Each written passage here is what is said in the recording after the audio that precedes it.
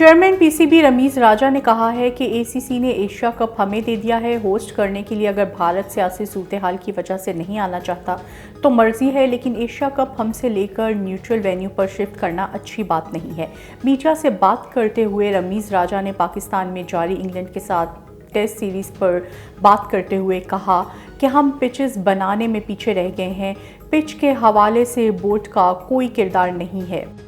Pakistan cricket team کے fast bowler نسیم شاہ کا کہنا ہے کہ انگلش کرکٹ ٹیم نے بہترین کھیل پیش کیا، ہم میچ میں کم بیک کریں گے۔ پنڈی ٹیسٹ کے دوسرے روز کے کھیل کے اختتام کے بعد نسیم شاہ نے اسپنر زاہد محمود کے ساتھ پریس کانفرنس کرتے ہوئے کہا کہ ہم سے میچ میں غلطیاں ہوئیں مگر کم بیک کریں گے۔ فاسٹ بالر کا کہنا تھا کہ مہمان ٹیم کے بیٹرز کو اچھا کھیلنے کا کریڈٹ دینا چاہیے۔ میچ کے پہلے روز ہم نے لائن سے ہٹ کر بولنگ کی جس کا خمیازہ بھگتنا پڑا۔ فاسٹ بالر کا کہنا تھا کہ کھلاڑی کسی بھی وقت انجرڈ ہو سکتا ہے، میں اپنی بولنگ پر فوکس کرتا ہوں، میری کوشش ہوتی ہے بہترین کارکردگی کا مظاہرہ کروں۔